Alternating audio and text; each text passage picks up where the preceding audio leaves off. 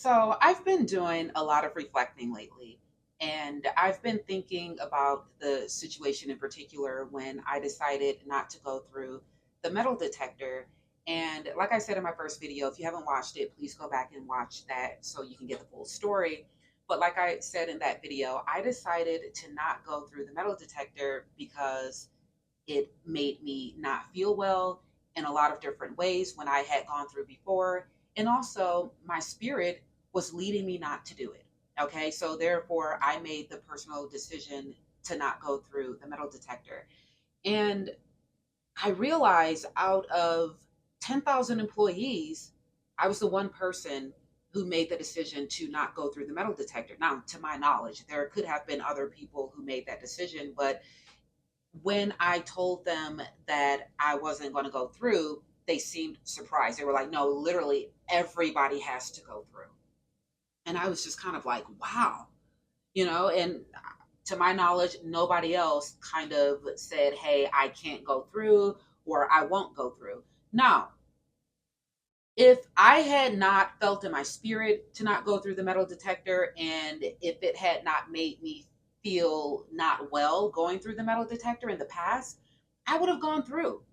I am the kind of person, I literally do not like standing out, especially in a way that could be considered bad.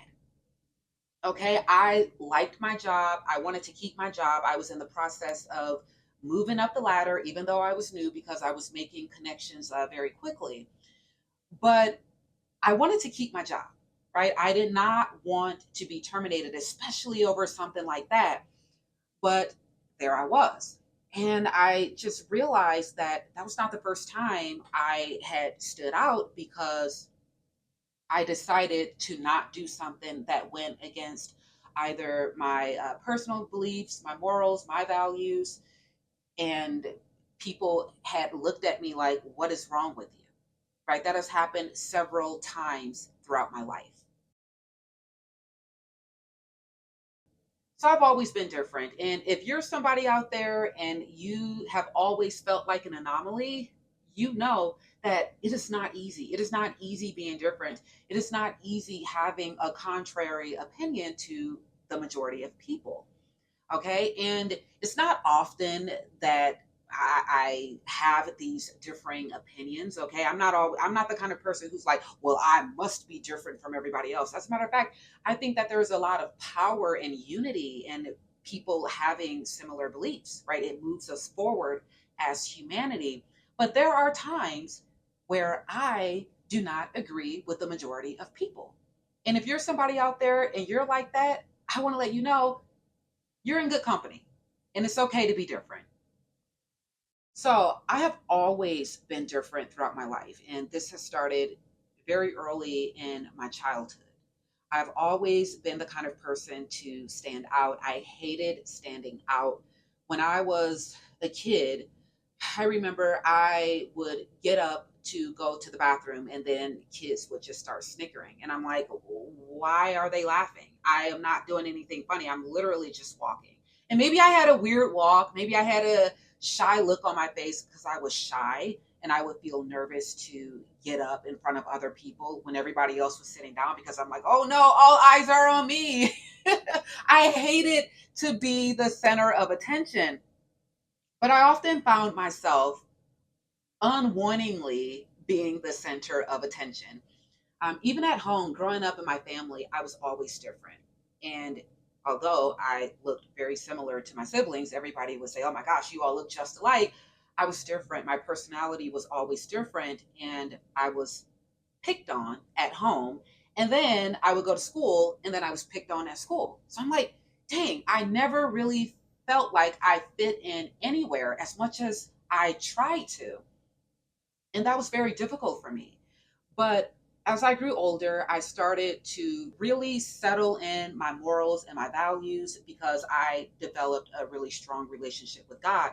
When I was 14 years old, that was, even though I was in the church my entire life, but that was when I officially gave my life to God and said, Lord, I want to live for you. And when I did that, things really started to change for me. Shortly after that, probably within months, I started to have these feelings and sensations inside. It's almost like an intuition. I didn't know what to call it when I was only 15 years old because it was so new to me. I remember when that first happened to me, where I would have these prophetic thoughts. I'm labeling it now. I didn't know how to label it back then, but I had this thought come to my mind, and it was this strong feeling that I had inside that something was going to happen. And I rationalized in my head about it. I'm like, no, there's no way, that could happen. And I felt really uncomfortable having that thought. Okay. And I don't even know if I would want to share it on here because it's a personal family thing. And, I don't know. Maybe someday, if the Holy Spirit leads me to, I'll share it. But it was something I kept having this thought, and I was like, there was nothing that was happening that would lead me to even believe that. So I was so confused. I'm like, why?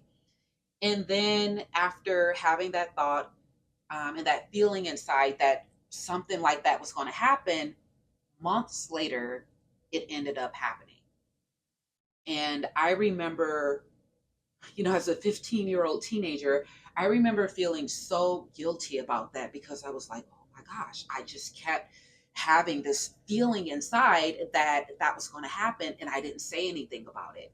But how would I know? I was very new to having these kind of thoughts and feelings, which now I realize it is something that God put inside of me. I have dreams and they come true, and I have open visions. That is how I describe it.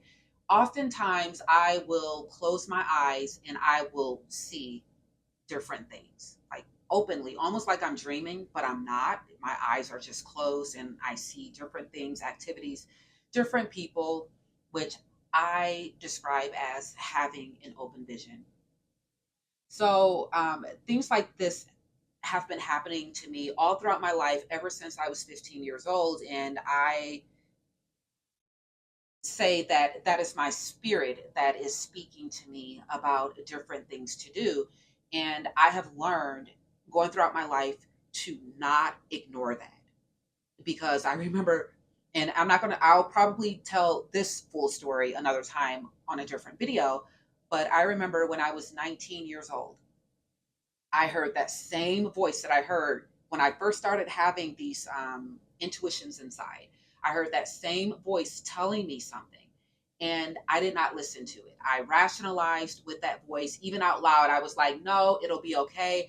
And something very big and crazy ended up happening in my life. And I tremendously regretted not listening. So years later, right down the road, I have learned I am not going to ignore that voice inside. I know that voice, I know it well because I have been experiencing that for several years. I'm not going to ignore it.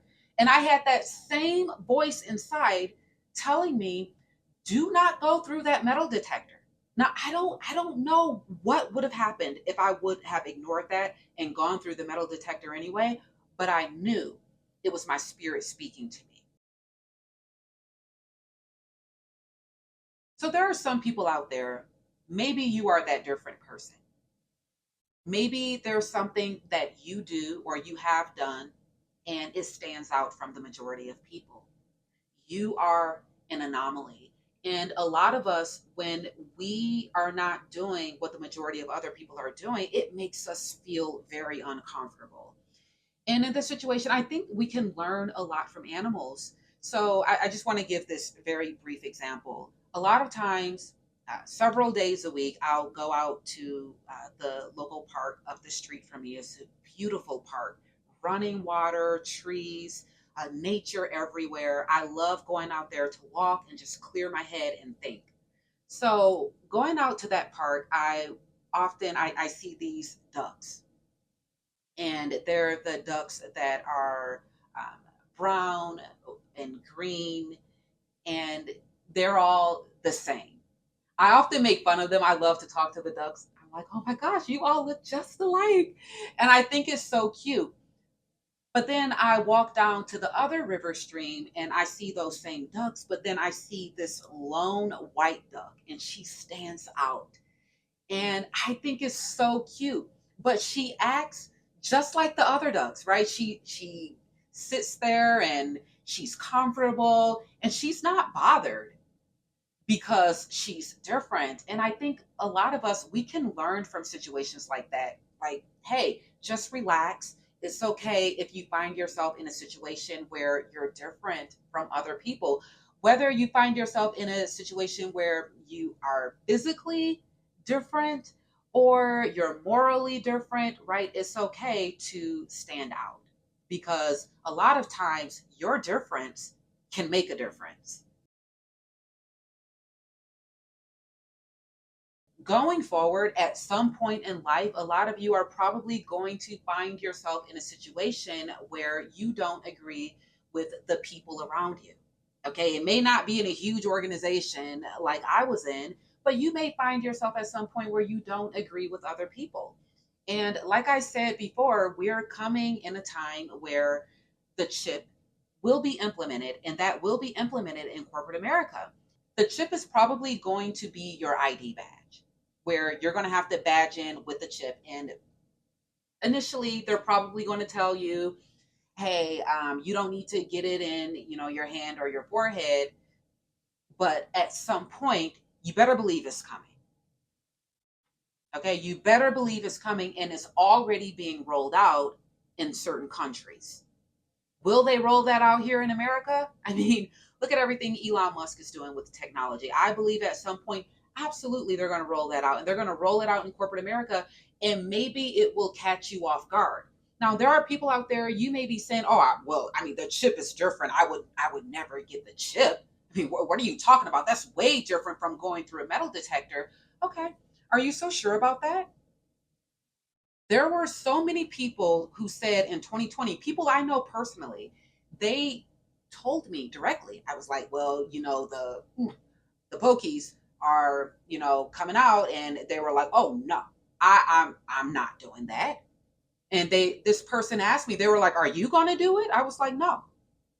I just said very matter of factly, I was calm. I said, no, I'm not gonna do it. And they were like, okay.